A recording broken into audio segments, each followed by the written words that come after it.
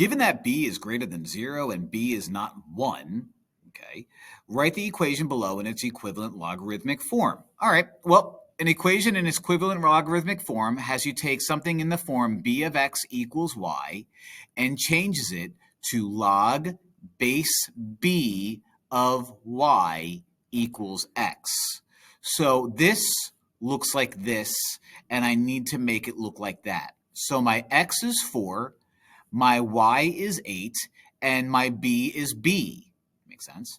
So I'm going to change this into log base b is base b of y is now 8 equals x, which is now 4.